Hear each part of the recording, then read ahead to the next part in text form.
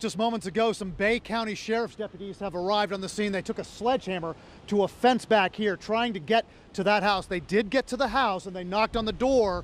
Then they did not get any response and came out. I just asked one of the deputies if there's anybody in here requiring rescue. He says they're not sure. They're just checking houses that have very severe damage. These deputies just went around that side of the house. They may be emerging any moment now, but they just went through this fence with a sledgehammer. So checking some of these houses, and you can see the damage in some of these places here.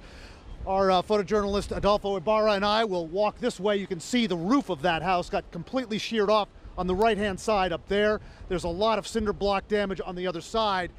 Here come the sheriff's deputies here. Gentlemen, did you find anyone? All the houses were vacant. All right, all the houses were vacant, they say. I'm going to show you this house over here, Wolf. Come on over here, Adolfo, because we have video of this house getting its roof sheared off earlier. Look at that.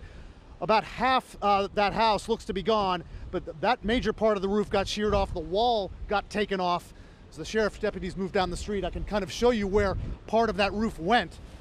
We're very strongly suspicious that that is the part of the roof that got sheared off, that large just piece of twisted metal right there, because we kind of match the colors to the roof, and it certainly would project to have landed right there. So again, this is just the first chance that these first responders are getting to venture out into these neighborhoods. They're still telling people, though, Wolf, do not come back to these houses yourself.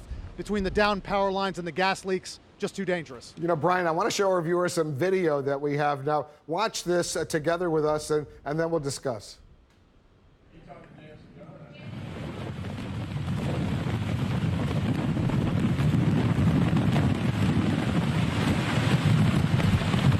All right, Brian, that's the house you're in front of. You can see the roof simply, being torn off the top of that house. Right. That's right, Wolf. Incredibly dramatic video, and you can see here if there was anyone inside that house, they could have been injured. We don't believe there was anyone in there, but this is just what we were told was that this area got clipped by the western eye wall of Hurricane Michael, and that is a very dangerous place to be when you got a Category 4 storm coming in here. What we can tell you also is that these houses here on this side that got so heavily damaged over here, this is on the beach side. Just beyond this is the beach, and we're still seeing some very, very strong storm surge just a few feet from this house on the other side. We could not venture onto the right side because what appeared to be some kind of a gas or water leak was there, and we didn't want to go too near that. You go down this street, Wolf, still a lot of danger with down power lines. You can see the first responders way down there.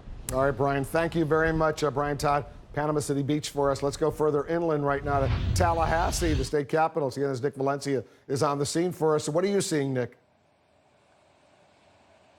Hey there, Wolf. We're not seeing the chaotic or dramatic images that my colleague Brian Todd is in Panama City Beach, but we are seeing streets here lined with debris. And let me just give you a sense of what we're seeing here on the ground. A lot of Spanish moss, a lot of tree limbs down. These trees, a major concern in Tallahassee. It's a beautiful, picturesque city, much of it having to do with the trees here and these weeping willows and oak trees. But that has become a very concerning situation for the governor, who I spent some time with earlier today. He's concerned that these tree limbs can turn into life-threatening projectiles. Just see how massive these trees here are that line the main thoroughfares here. You may be watching this and say, you know what, Florida deals with a lot of storms. They're used to this kind of severe weather, but not storms like this. In fact, it was just a short time ago that the city of Tallahassee put out on their verified Twitter account that they have not seen a storm like this in a century. And we are seeing those wind gusts and rain bands in fits and starts. Right now, we've been so lucky as to not get any rain, but that wind is starting to pick up.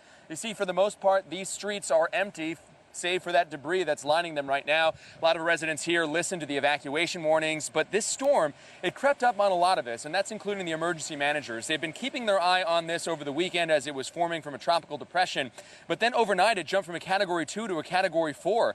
I mentioned I was with the governor earlier, and you could tell just looking in his eyes how nervous he was, and I asked him what his biggest concern was, aside from public safety and trying to keep all the residents here safe. He says the storm surge is the big concern here for emergency managers. Parts of the state that have not seen these types of storm surge ever in their history here, at least in modern history. Right now in Tallahassee, the conditions, we're lucky right now. It's not raining. We do not expect that to be the case for the rest of the night. In fact, the worst of it here is expected sometime between the 6 p.m. hour, which we're in, and around 8 p.m. is when things are expected to get really bad here on these streets. Right now, though, thank God, they're empty.